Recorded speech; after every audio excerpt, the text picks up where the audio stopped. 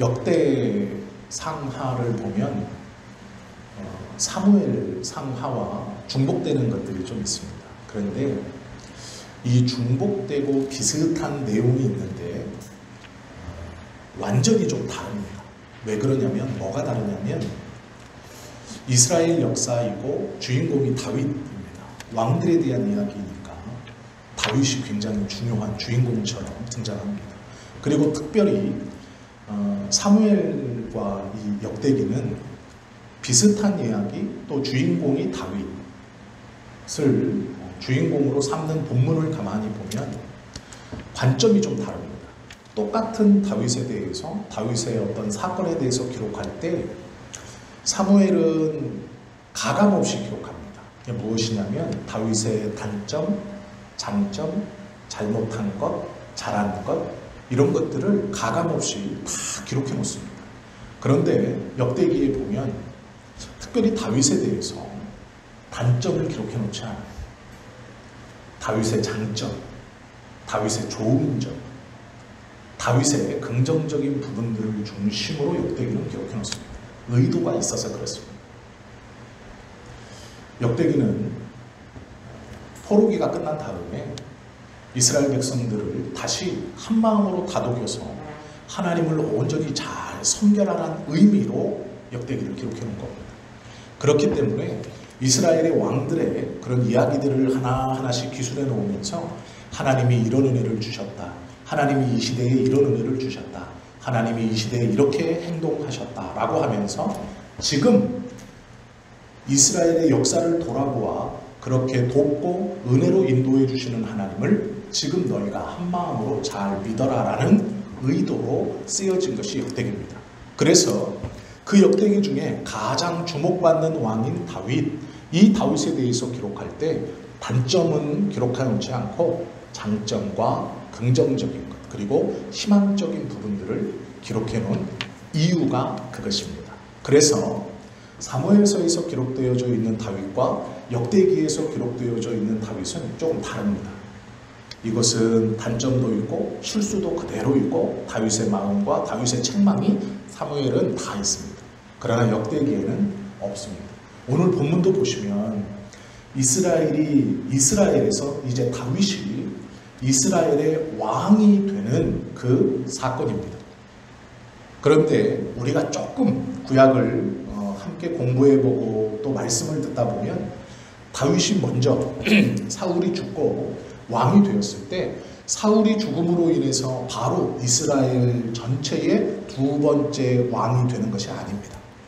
먼저는 헤브론으로 올라가서 헤브론에서 정말 작은 지역, 정확히 말하면 유다 일부와 그리고 다윗에게 복속하는 일부의 사람들만을 다스리고 헤브론에서 왕이 됩니다.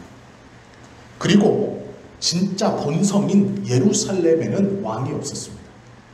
이스라엘의 왕이 다윗이었지만 다윗은 이스라엘로 들어가지 못하고 그 아래에 있는 헤브론에서 이스라엘의 왕 역할을 합니다.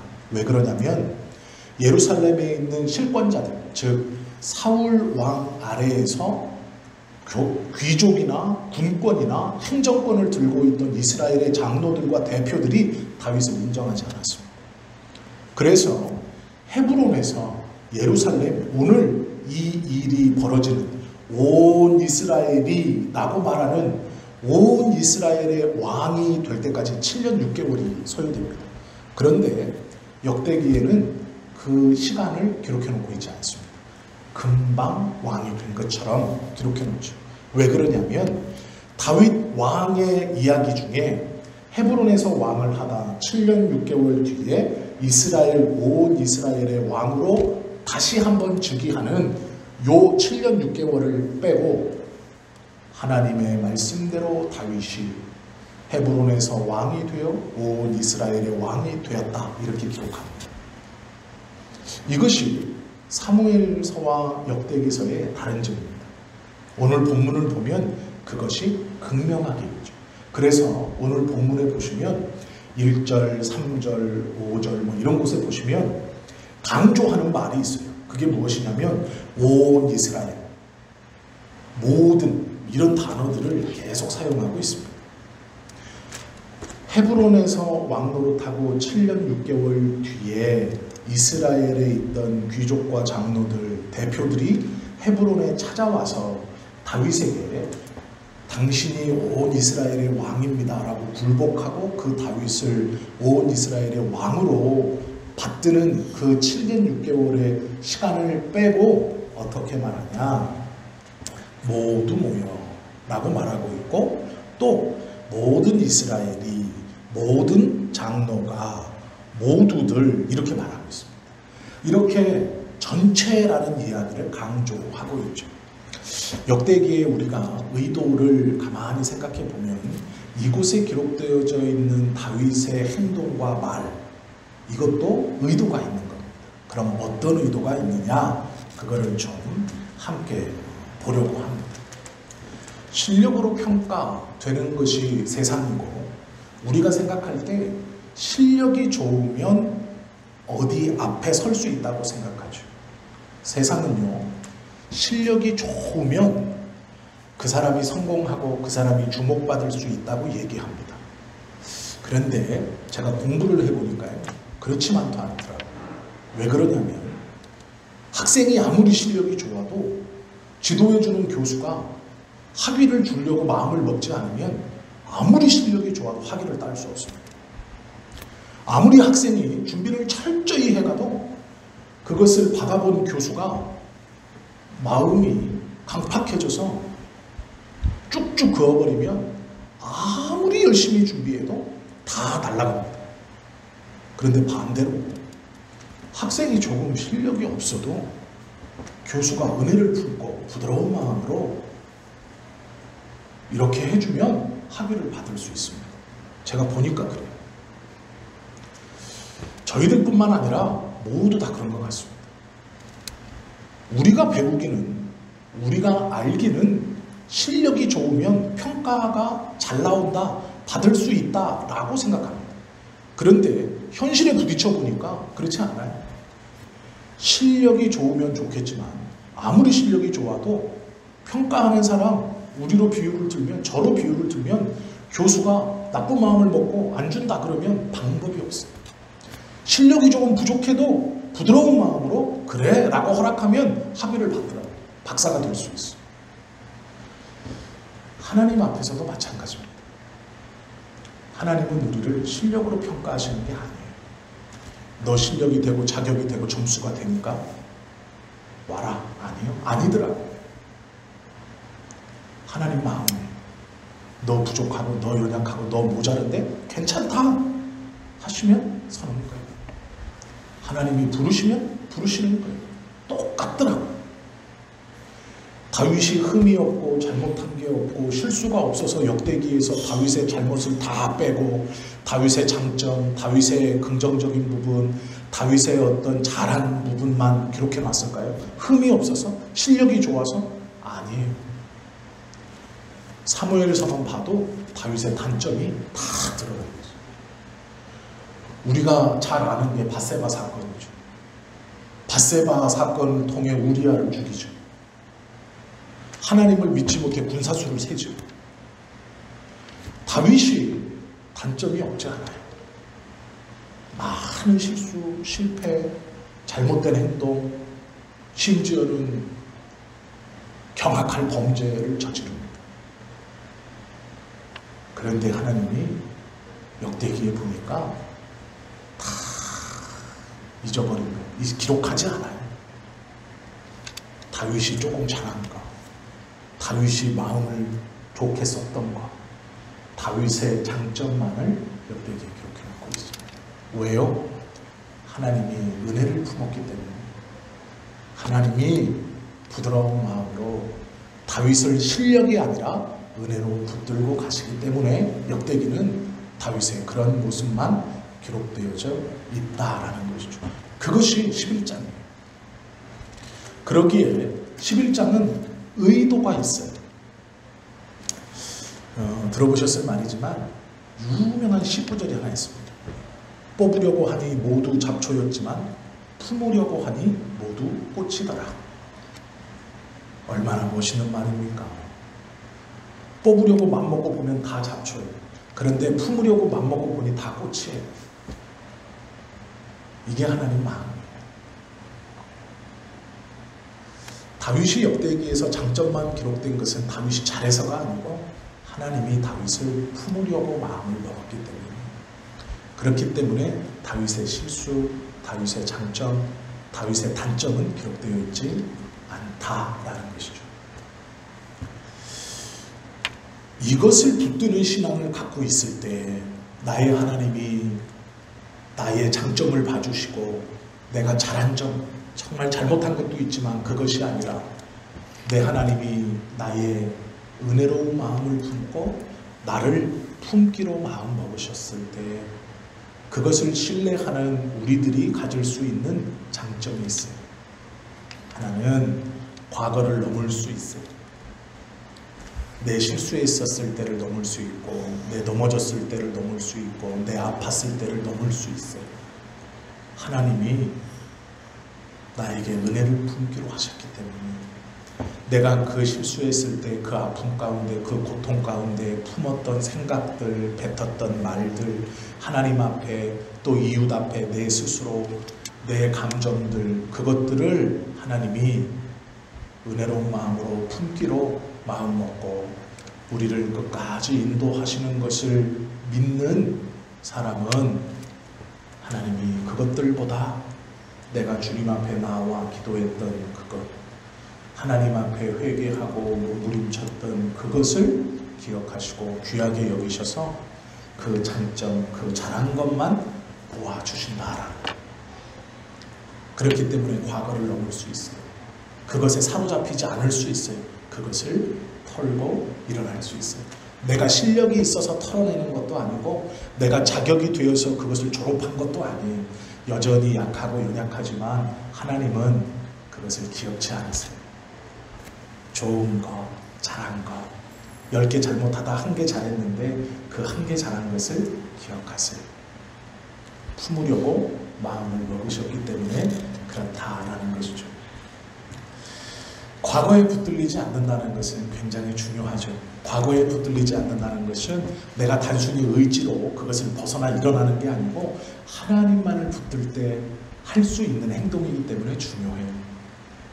하나님이 나를 품으시는구나. 나의 장점, 내가 하나님 앞에 한 것만을 기억하시려고 하는구나. 그 하나님을 붙들 때 우리가 과거에서 벗어날 수 있어요. 그걸 이겨낼 수 있어요. 그걸 털어버릴 수 있어요. 과거의 나의 실수와 잘못들, 나의 어떠한 행동들, 그거에 매이지 않을 수 있어요. 그걸 넘어 앞으로 한 걸음 한 걸음씩 나아갈 수 있다라는 것이죠. 왜 그러냐면 현재가 중요하기 때문에 지금 내가 하나님과 동행하고 하나님을 쫓아가는 것이 중요하기 때문에 과거에 내가 하나님을 거역하고 내 마음대로 살았던 것이 중요하지 않아요. 지금이 중요해요. 지금 과거에 빠져서 허우적대는 게 아니라 지금 하나님을 붙들고 그분을 쫓아가는 게 중요하기 때문에 하나님을 붙든 사람은 과거에서 벗어날 수 있어요. 그걸 뛰어넘을 수 있습니다. 그것이 역대상 11장의 다윗의 이야기. 우리가 다 읽진 않았지만 4절부터 보시면 47절까지는 이제 그 다윗의 용사들에 대한 쭉 이야기인데요. 이것도 참 재밌습니다. 왜 그러냐면 왕의 이야기들, 왕국의 이야기들을 쭉 하다가 갑자기 다윗이 딱 등장합니다. 다윗이 등장할 때 어떻게 등장하느냐? 헤브론에서 왕을 하다가 이스라엘 장로들이 다 모여서 헤브론으로 찾아와서 하나님이 다윗에게 말씀하신 대로 온 이스라엘의 왕으로 삼고 그 언약을 기억하며 장로들이 다윗의 머리에 기름을 다시 붓고 온 이스라엘의 왕이 됩니다. 얼마나 은혜롭습니까? 그러고 나서 4절이 벌어져요. 다윗이 온 이스라엘과 더불어 예루살렘 곧 여부스에 이르니 여부스 땅의 주민들이 거기에 거주하더라. 자, 이제 예루살렘으로 헤브론에서 왕이 되었고 예루살렘의 대표들 장로들과 함께 예루살렘으로 올라가는데 여부스 사람들이 길을 가로막아요. 우리 땅입니다. 이렇게 가로막자 여부스 원주민이 다윗에게 이르기를 내가 이리로 들어오지 못하리라. 예루살렘 성에서 안 나간다는 거예요. 7년 6개월 동안 우리가 살았는데 네가 나가라고 하니 못 간다 이렇게 말하고 있어요. 근데 어떤 일이 벌어지느냐. 다윗이 시온 산성을 빼앗으니 이는 다윗성이라. 성을 하나 뺏었습니다. 그래서 거기 들어가 있어요. 그래서 원래는 여부수 사람들이 기거하던 성인데 거기서 다윗이 들어가서 이제 뺏었어요. 그리고 거기를 다윗성이라고 불렀습니다. 6절 보세요. 다윗이 이르되 먼저 여부수 사람을 치는 자는, 자 이제 예루살렘 다윗성을 빼앗고 그 성을 본부 삼아 이제 본성인 예루살렘 성과 전쟁을 해야 돼요. 그러니까 다윗이 자신들의 장군들을 보고 이렇게 얘기하는 거예요. 먼저 여부수 사람을 치는 자는 우두머리와 지휘관으로 삼으리라. 즉 내가 왕이 되는 이스라엘에서 먼저 저 이스라엘 성에 있는 저 여부수 사람을 치는 사람을 군대 장관으로 삼겠다. 이렇게 명령을 하죠. 말을 하는 거죠. 그랬더니 다윗을 쫓아왔던 군인들, 이 용사들 중에 손들고 나서는 사람이 있어요. 스루야의 아들 요압이 먼저 올라갔으므로 우두머리가 되었고, 요압이 누굽니까? 솔로몬 때까지 대장군 하던 사람. 그러면 언제 임명됐나요? 다윗이 요때, 요 전쟁에서 다윗성에서 예루살렘 성을 바라보면서 먼저 올라가서 저 사람들 치는 사람 내가 대장군 삼겠다, 장군 삼겠다니까 스루야의 아들 요압이 내가 가겠습니다. 제일 먼저 달려간 거예요. 그래서 그 사람 장군이 돼요. 그런데 놀라운 것은 요압의 동생들도 줄줄이 다 장군이 돼요. 왜 그러냐면 요압이 달려가서 전쟁하러 가니까 요압의 동생들이 달려갑니다. 형을 쫓아가는 거예요. 7절 보세요. 넘기셔서 다윗이 그 산성에 살았으므로 무리가 다윗성이라 불렀으며 다윗이 밀로에서부터 두로성을 쌓았고 그 성의 나머지는 요압이 중수하였더라. 만군의 여호와께서 함께 계시니 다윗이 점점 강성하여 가니라. 자 이제 예루살렘 성을 뺏는 거예요. 뺏으러 이제 올라가는데 이제 용사들의 이야기가 이름이 쫙 거론되는데요. 다 볼 수는 없고 10절부터 몇 절만 보겠습니다. 다윗에게 있는 용사의 우두머리는 이러하니라. 이 사람들이 온 이스라엘과 더불어 다윗을 힘껏 도와 나라를 얻게 하고 그를 세워 왕으로 삼았으니 이는 여호와께서 이스라엘에 대하여 이르신 대로 말씀하였더라. 다윗에게는 300명의 용사들이 있었어요. 대표적인 용사 300명이 있었는데 성경에서 이 숫자에 대한 개념을 제가 몇 번씩 말씀드리잖아요. 3이라는 숫자는 완전한 숫자입니다. 그래서 용사 300은 숫자적으로 용사의 이름 개수, 그러니까 사람 수가 300명이었다 이런 의미도 되지만 300은 무슨 말이냐면 용사 중에 용사, 꽉 찬 용사, 완벽한 용사, 주변에서 침략해서 이길 수 없는 절대로 패배하지 않는 군인의 수, 장군의 수, 뭐 이런 의미예요. 그래서 성경은 다윗의 용사의 수를 300명이라고 말하고 요 300명을 또 나눕니다. 요 어디다 내놔도 날고 기는 무장 300명 중에 3명이 딱 떨어져요. 3명, 제일 꼭대기에 3명이 있어요. 그리고 요 3명을 한 그룹, 그 다음에 또 3명을 두 번째 그룹, 또 3명을 세 번째 그룹, 이렇게 나눠요. 그래서 먼저는 300명을 얘기하고 3명 1군 장군, 3명 2군 장군, 3명 3군 장군, 이렇게 3명을 분리해 놓습니다. 이게 일부러 이렇게 하는 거예요. 성경에서. 왜 그러냐면 3이라는 건 다윗의 강성함과 강력함을 누구도 깰 수 없다 이런 의미인 거예요. 완벽한 장군들을, 완벽한 300명의 용사들, 그 중에 완벽한 장군 셋, 일진, 그 다음 4등, 5등, 6등, 2진, 7등, 8등, 9등, 3진 이렇게 해서 3명 1진, 3명 2진, 3명 3진에서 또 3, 3, 3 이렇게 나눠놔요. 이건 다 의미가 있는 겁니다. 절대로 패배하지 않는다 이런 의미예요.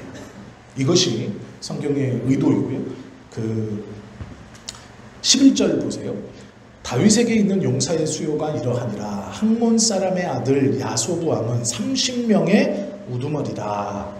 그가 창을 들어 한꺼번에 300명을 죽였고 그 다음은 아호와 사람 도도의 아들 에르아살이니 세 용사 중 하나이라. 그가 바스담빗에서 다윗과 함께 있었더니 블레셋 사람들이 그곳에 모여와서 친히 거기서 보리가 많이 난 밭이 있더라. 백성들이 블레셋 사람들 앞에 도망하되 그가 그 밭 가운데 서서 그 밭을 보호하여 블레셋 사람을 죽였으니 여호와께서 큰 구원으로 구원하였더라. 3이라는 숫자가 계속 나와요.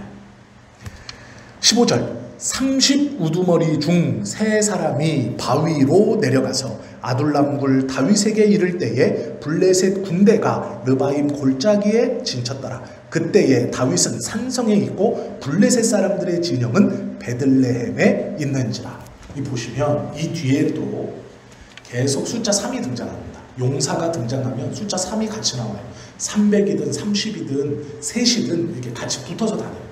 이게 다윗의 완벽한 군대, 강성한 군대, 절대로 패배하지 않는 군대의 강함을 암시하는 거예요. 만큼 강력하다 이렇게 말하고 있고요. 하나님께서 이 역대상을 기록할 때 다윗의 단점이 아니라 장점만을 기록해 놓았다라고, 그래서 하나님의 은혜가 지금 이스라엘에게 어떻게 작동하는지를 우리가 함께 봤어요. 단점 없이 장점만 기록해 놓은 것은 다윗의 실력이 아니라 하나님의 은혜다. 품기로 마음 먹었더니 다 꽂히더라 라는 마음인 거죠.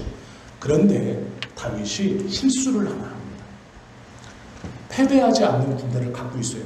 전쟁을 했는데 블레셋도 막 물리치고 있어요. 그런데 블레셋과의 전투에서 사람 한 명이 나가서 지금 300명을 쓸어버리고 있어요. 용사 한 명.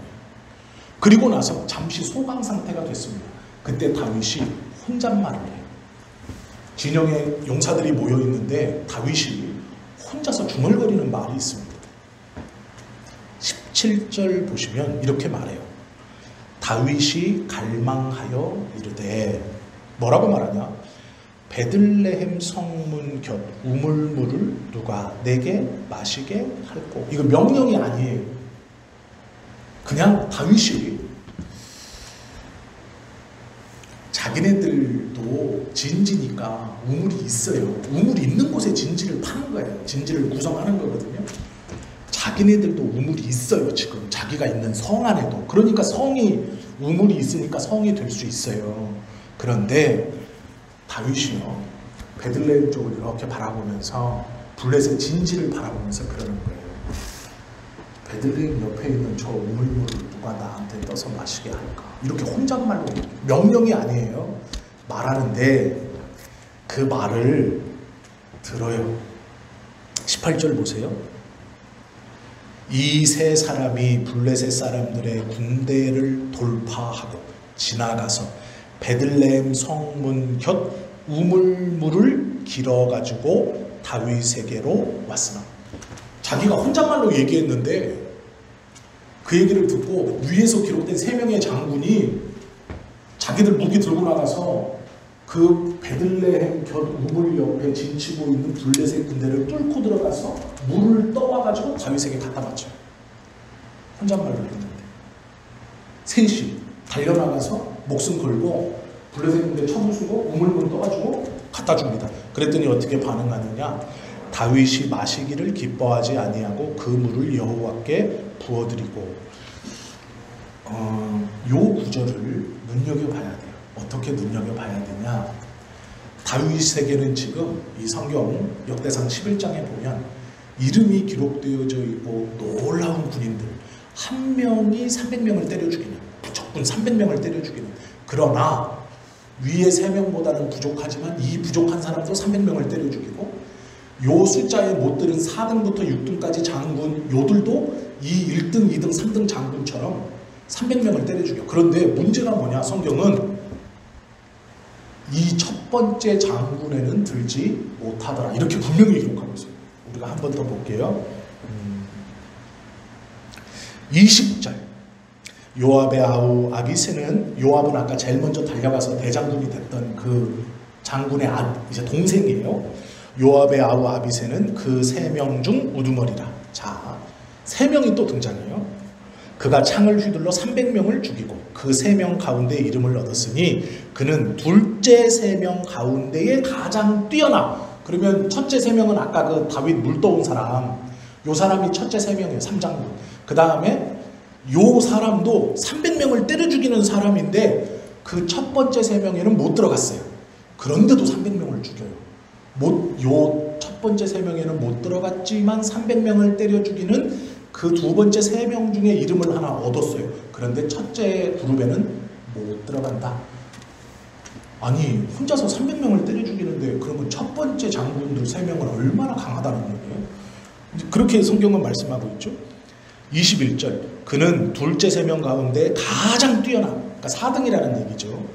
그들의 우두머리가 되었으나 첫째 3명에게는 미치지 못하니라. 이렇게 구별하고 있어요. 그런데 자꾸 등장하죠. 뭐가 등장해요? 3. 숫자 3개가 3이라는 이 상징수가 계속 등장해요. 그리고 그 뒤에도 마찬가지예요. 22절부터 47절까지 쭉 보면 용사의 이름들이 쭉 있고 누가 전쟁했고 누가 어떻게 했고 어떻게 했고 어떻게 했고 어떻게 했고 누구 아들이고 누구 아들이고 쭉 이 용사들의 이름과 가문들이 쫙 등장하고 있어요. 그런데 우리가 눈여겨볼 게 하나 있어요. 역대기는 하나님이 부드러운 마음으로 다윗의 장점만 기록해 놓고 있는 책이에요. 그런데 지금 17절에 보면 다윗이 실수해요. 이 좋은 장군들을 가지고 블레셋과 전쟁을 하는데 다윗이 혼잣말로 자기네 지금 성터 요 성에도 우물이 있습니다. 물이 있어요. 없는 게 아니에요. 있는데 적군의 베들레헴에 진치고 있는 블레셋 적군 안에 있는 우물물을 보고 갈망하여 말해요. 누가 저 물을 나에게 떠다 줄까? 명령이 아닙니다. 진군 명령이 아니고 혼잣말로 한 거예요. 그랬더니 그 탁월한 3명의 장군들이 목숨 걸고 셋이서 들어가서 이 블레셋 군단을 도륙하고 물을 떠와요. 이건 지도자로서 큰 잘못이에요. 블레셋 군대가 진치고 있는 진 중에 3명, 이 왕의 혼잣말 한마디, 이 잘못된 갈망, 잘못된 생각, 잘못된 말로 인해서 정말로 탁월하고 뛰어난 장수 3명이 지금 목숨이 왔다 갔다 하게 그 위험에 집어 넣은 거예요. 이건 잘못입니다. 전쟁이라는 걸 경험해 본 사람들은 지금 이 상황이 지도자가 얼마나 큰 잘못을 했는지를 알 수 있어요.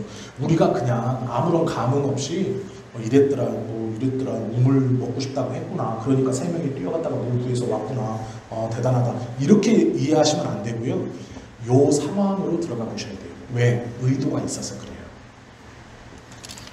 지금 이 상황은 전쟁 중이에요. 저 우물은 블레셋 진중 가운데 있어요. 우리도 성이 있고 진중이 있기 때문에 우리도 우물물이 있어요. 그렇다면 저 우물물에 대해서 갈망, 생각을 자꾸 그쪽으로 품고 그것을 갖고 싶다, 저 물을 갖고 싶다, 실제적으로 자기가 안 가져도 돼요. 안 먹어도 돼요. 왜요? 자기에게도 우물물이 있어요. 자기 진 중에도. 그리고 갖고 왔을 때 그걸 부어요. 여호와께. 그러니까 돌에다가 그냥 붓고 말이 여호와께 드린 거지 안 먹어도 되는 거예요.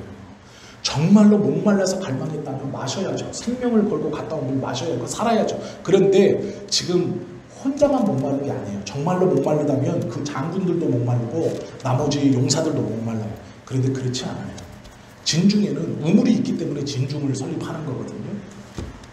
이것을 이 시대의 눈으로 보면 왕인, 대장인 다윗의 경솔함이에요. 이상하다.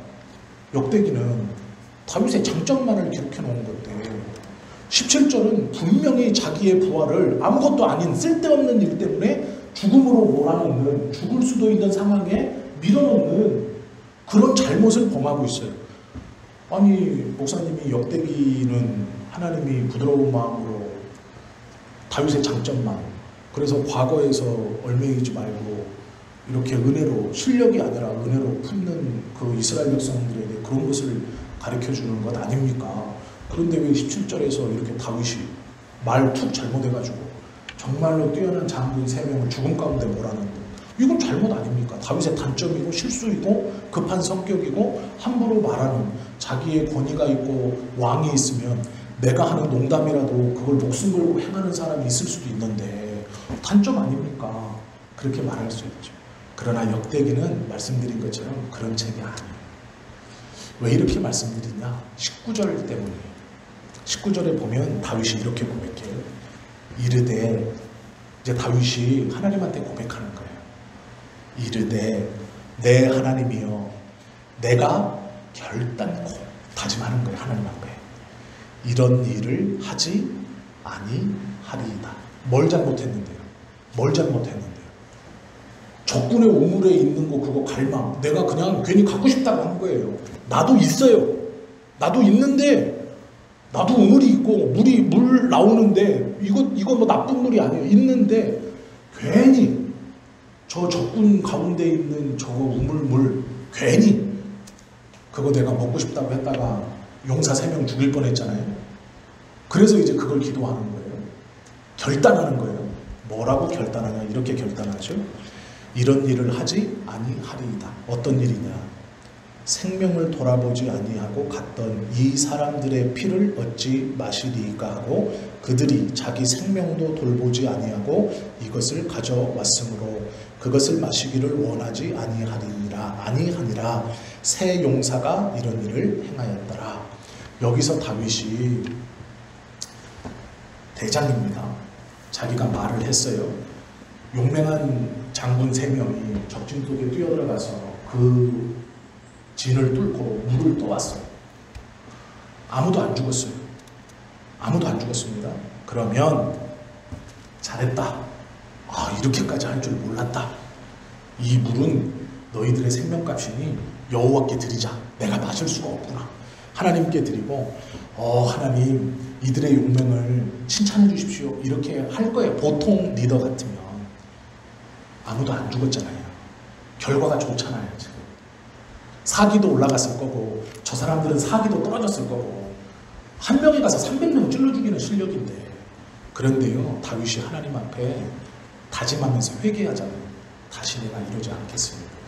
그것 때문에 19절에서 다윗의 회개를 보여주기 위해서 이 용사의 이야기를 기록하고 있는 거예요. 뜬금없이 왕들의 이야기를 쭉 기록하고 나라의 이 예루살렘 이스라엘의 올라감 승함을 기록하다가 뜬금없이 다윗의 용사들이 갑자기 11장에서 등장하거든요.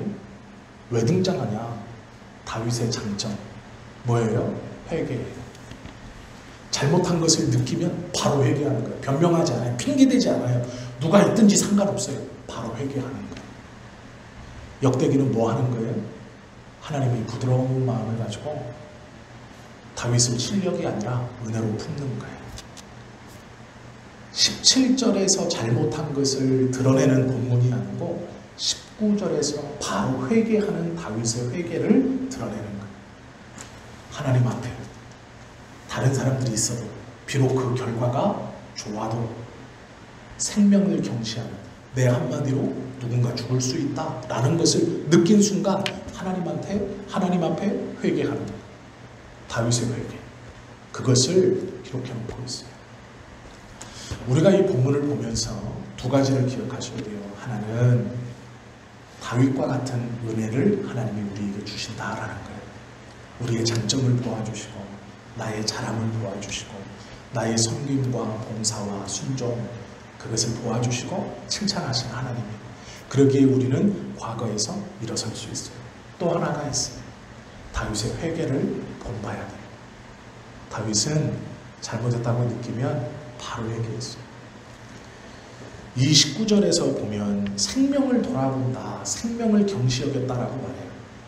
이 19절의 회개는요, 시편 51편 우리아를 죽이고 나서 침상을 눈물로 적셔 띄웠다라는 그 회개, 시편 51편이 생각나게 하는 말씀이에요. 그런데 우리가 다 읽진 않았지만요, 우리아라는 사람이 41절에 기록되어 있어요. 다윗의 300명의 장군들의 이름 중에 11장 41절에 보면 햇사람 우리아와 알레의 아들 사밧과 이렇게 기록되어 있어요. 우리아도 장군의 이름이 있어요. 이 울림을 좀 기억하셔야 돼요. 하나님께서 역대기 11장에서 역대상 11장에서 다윗의 이야기를 써놓고 용사들을 기록하는데 다윗이 하나님이 품을 마음을 가지고 다윗의 회개, 바로 회개하는 것을 기록해 놔요. 그때 다윗의 회개가 뭐였냐면 생명을 경시하지 않겠습니다 였어요. 그런데 그 사건의 거의 끄트머리 47절까지 이게 있는데 거의 끄트머리 가서 41절에 우리아가 기록되어 있어요. 이 우리아가 누구예요? 밧세바 남편이에요. 다윗이 요압 손에 거짓 편지를 들려보내서 죽게 만드는 그 우리아예요. 지금 이게 같이 써 있어요. 한 본문에 그 이름이 같이 써 있어요. 다윗의 장점이 회개입니다. 그런데도 다윗은 이렇게 우리아라는 이름을 두고도 여기서 생명을 경시하지 않겠습니다라고 기도했어요. 회개했어요. 그런데 또 이 회개를 잃어버리고 잘못을 범해 우리아를 죽이죠. 이것이 다윗의 약함이에요. 그런데 하나님이요 기록해 놓지 않아요. 다윗의 회개에 우리아를 붙여놨어요. 우리의 상식으로는 이해가 안 되죠. 아니 이놈이 이렇게 회개하고 결국 우리아를 죽이는데 이걸 왜 같이 놨을까? 우리아를 안 써놓으면 기억이 안 나죠. 그런데 본문을 쭉 읽다 보면 햇사람 우리아, 우리 비슷한 이름도 아니에요. 햇사람 우리아라고 아예 기록해 놓고 있어요. 그럼 우리는 무슨 생각이 번뜩 나요? 결국은 이렇게 기도하면 뭐해? 우리아를 죽이는데 우리는 그 사건을 알잖아요. 사무엘이 기록해 놓은 그 사건을 알아요. 그런데 하나님은요 기억치 않은 것 같아요. 붙여놔요. 다윗의 회개와 그 회개와는 정말 어울리지 않는 우리아를 이름을 붙여놔요. 왜요? 왜요? 은혜로운 마음을 가지고 다윗을 품고 계시기 때문에. 역대기는 그렇지 않아요. 우리가 상상할 수 없고 뭔가 좀 맞지 않는 것 같은, 아니 생명에 대해서 회개하면서 우리아의 이름이 따라온다? 결국은 이 회개가 소용없다. 하나님은 그렇게 보는 게 아니에요. 그 회개하는 다윗의 이것을 장점으로 기록해 놓는 거예요. 그리고 조심스러운 말이지만 우리아에 대해서 붙여놔요. 햇사람 우리아, 장군 중 한 명이다. 이렇게 붙여놓으세요. 그걸 기억치 않아요. 하나님. 우리아의 입장에서 어떻게 보면 억울할 수 있고 분할 수도 있죠. 근데 모르겠어요. 왜 그러신지는 모르겠지만 역대기를 보면 다윗의 장점만을 기록해놨어요. 다윗의 실수와 단점, 다윗의 범죄는 없어요. 심지어 우리아의 사건도 없어요. 하나님께서 선택한 당신의 백성들을 바라보시는 은혜라는 게 이런 겁니다. 회개하고 또 잘못하고 회개하고 또 잘못하고 일어선 것 같지만 또 넘어지고 은혜로운 것 같지만 은혜 없이 또 살아갈 때 저질렀던 그 많은 잘못들 하나님은 기억지 않아 하시는 거예요. 잘못을 해도 된다 그런 말이 아니에요. 그 하나님을 붙드는 것이 그래서 감사요 은혜요 소망인 거예요. 우리가 다윗보다 나은 사람이 아니죠. 물론 어떤 분은 나으실 수 있어요. 그런데 아니에요.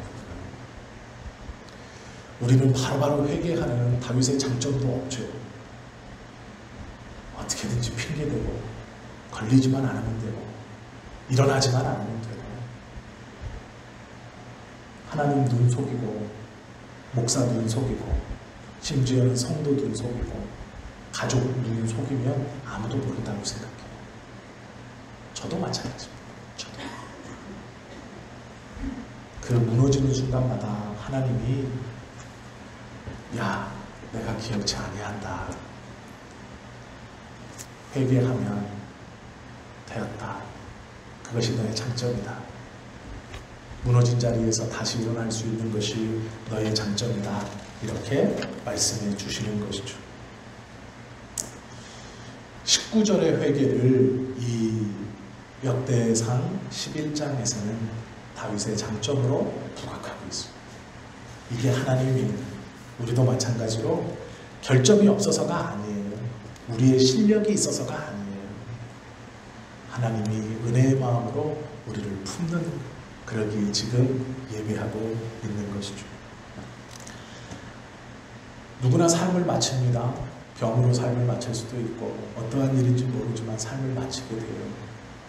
병으로 삶을 마친다면 힘든 것 중에 하나고 어쩌면 비극이라고 말할 수 있죠. 그런데 정말 비극은 죽는 것이 비극이 아니에요. 한 번도 자신의 삶을 돌아보지 못하고 한 번도 하나님의 은혜에 대해서 깊이 체험하거나 그 은혜에 대해서 마음으로 품지 못하고 그냥 그렇게 그냥 아무런 은혜와 아무런 하나님 앞에 섬 없이 자기를 돌아봄 없이 그냥 그렇게 마치는 삶이 정말로 비극이죠. 신앙이라는 것은 급이 달라야 돼요. 하나님을 신뢰하고 믿는다는 것은 급이 달라요. 세상에서 우리에게 가르쳐주는 실력 아니에요. 그것을 넘어서죠. 우리를 얽어매고 있는 나의 환경과 여건과 죄악의 모습 아니에요. 그것도 넘어서요. 어쩌면 지금 회개하고 그걸 잊어버리고 지을 그 죄도 넘어서요. 하나님의 은혜는 그 모든 것들을 넘어서게 해요. 그러므로 우리는 하나님의 은혜 앞에 겸손할 수밖에 없어요. 그래서 하나님 앞에 겸손할 수밖에 없어요. 내가 나의 악함을 아는 것보다 하나님이 더 잘 알고 계세요. 그러나 나보다 나의 악함을 더 잘 아시는 하나님께서 내가 생각해도 품을 수 없는 것을 하나님은 기억지 아니한다. 너의 장점은 죄를 짓는 게 장점이 아니라 회개하는 게 장점이라고 나는 기억한다라는 거예요. 다윗은 그 하나님을 붙들고 살았어요. 우리 모두도 그 하나님을 다윗처럼 붙들고 사시는 저와 여러분 모두가 되시기를 예수님의 이름으로 축원합니다. 기도드립니다.